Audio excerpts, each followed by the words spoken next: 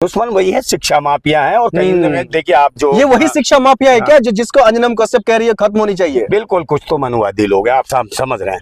मनुवाद को स्थापित करना चाहते हैं, शिक्षा को खत्म करना चाहते हैं। जो गरीब है, शोषित हैं, वंचित हैं या माइनॉरिटी के लोग हैं, वो शिक्षा ग्रहण ना कर रहे। अगर खान सर जैसे लोग शिक्षा किसको दे रहे हैं? उन्हीं को गांव देहात में जो पिछड़े क्षेत्र हैं और कहीं ना कहीं रूरल एरिया से जो बच्चे आते हैं, जो पढ़ लिख नहीं पाते, बेचारों को कम मतलब कि शिक्षा का अभाव में रहते हैं, वो पैसा नहीं होता उनके पास, उनकी मदद करते हैं खान सर जैसे लोग। और वो चाहते हैं कि भाई सरकार ये चाहती है कि ये जो मनुवाद है स्थापित हो, दलित पिछड़े आदिवासी ये बच्चे पढ़ ना पाए, आगे बढ़ ना पाए। अगर ये पढ़ गए, इन्होंने डिग्रियां हासिल कर ली, तो कहीं ना कहीं सरकार से ये नौकरियां मांगेंगे और हमको जवाब नहीं दे पाएंगे। और ये चाहते हैं कि इसीलिए शिक्षा माफिया इनके पूरी तरीके से काम कर रहे हैं। शिक्षा माफिया और सरकारी स्कूल जिस प्रकार ये सरकार लाखों बंद कर चुकी है, इस पर अंजना ओम कश्यप नहीं बोलेगी और कहीं ना कहीं चित्रा त्रिपाठी नहीं बोलेगी, रूबिका लियाकत नहीं बोलेगी, कोई भी बोलने को तैयार नहीं है, क्योंकि ये सब शिक्षा माफिया, सरकारी शिक्षा माफियाओं को जन्म दे रही है।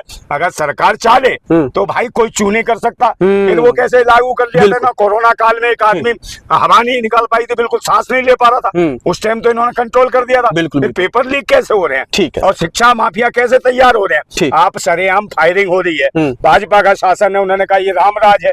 रामराज तो नहीं है, तो आतंकराज है, ठीक है, तो गुंडा राज है। ठीक है, बहुत शुक्रिया नंदा जी बातचीत करने के लिए। हमने खान सर को लेकर के जो बारीकी है, जो इन मामलों को लेकर के जो हमला की जो बारीकी है, वो हम जानने की कोशिश किए थे। आप लोग फिर भी एक बात और कहना चाहता हूँ कि अब जरूरत है देश को क्रांति की, और जब तक देश का युवा और जो छात्र है क्रांति नहीं करेगा तब तक कुछ नहीं होगा। क्योंकि जब देश के सीजीआई देश के युवाओं को, बेरोजगारों को या सोशलिस्टों को या सोशल मीडिया के पत्रकारों को कीड़ा मकोड़ा और न जाने क्या क्या परजीवी कह देते हैं, तो निश्चित रूप से देश के युवाओं को क्रांति करनी पड़ेगी। कुर्बानी मांग रही है इस देश कुर्बानी मांग रहा हो। जब भी कभी आजादी चाहिए तो इन जो पाखंडवादी आतंकी मानसिकता के लोग हैं, जो देश को ध्वस्त कर रहे हैं, बर्बाद कर रहे हैं, इनके खिलाफ कुर्बानी तो देनी पड़ेगी। तो मैं कहता हूं कि वो गुलाम बड़े बुज़दिल हैं, वो गुलाम बड़े बुज़दिल हैं जो कहते हैं क्रांति बड़ी मुश्किल है, और क्रांति हर मुश्किल को आसान बना देती है।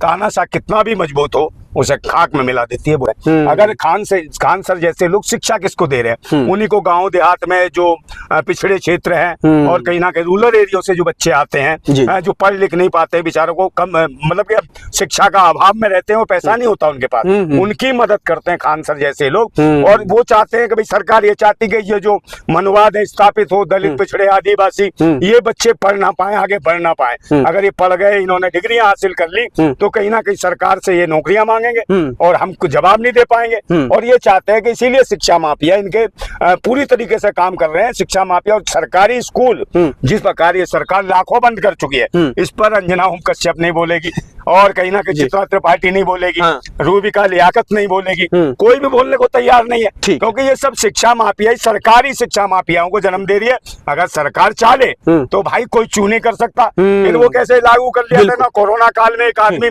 हवा नहीं निकाल पाई थी, बिल्कुल सांस नहीं ले पा रहा था, उस टाइम तो इन्होंने कंट्रोल कर दिया था। फिर पेपर लीक कैसे हो रहे हैं, ठीक है, और शिक्षा माफिया कैसे तैयार हो रहे हैं। आप सरेआम फायरिंग हो रही है, भाजपा का शासन है, उन्होंने कहा ये रामराज है। रामराज तो नहीं है, तो आतंकराज है, ठीक है, तो गुंडा राज है। ठीक है, बहुत शुक्रिया नंदा जी बातचीत करने के लिए। हमने खान सर को लेकर के जो बारीकी है, जो इन मामलों को लेकर के जो हमला की जो बारीकी है, वो हम जानने की कोशिश किए थे। आप लोग फिर भी एक बात और कहना चाहता हूँ कि अब जरूरत है देश को क्रांति की, और जब तक देश का युवा और जो छात्र है क्रांति नहीं करेगा तब तक कुछ नहीं होगा। क्योंकि जब देश के सीजीआई देश के युवाओं को, बेरोजगारों को या सोशलिस्टों को या सोशल मीडिया के पत्रकारों को कीड़ा मकोड़ा और न जाने क्या क्या परजीवी कह देते हैं, तो निश्चित रूप से देश के युवाओं को क्रांति करनी पड़ेगी। कुर्बानी मांग रही है इस देश कुर्बानी मांग रहा हो। जब भी कभी आजादी चाहिए तो इन जो पाखंडवादी आतंकी मानसिकता के लोग हैं, जो देश को ध्वस्त कर रहे हैं, बर्बाद कर रहे हैं, इनके खिलाफ कुर्बानी तो देनी पड़ेगी। तो मैं कहता हूं कि वो गुलाम बड़े बुज़दिल हैं, वो गुलाम बड़े बुज़दिल हैं जो कहते हैं क्रांति बड़ी मुश्किल है, और क्रांति हर मुश्किल को आसान बना देती है। तानाशाह कितना भी मजबूत हो, उसे खाक में मिला देती है।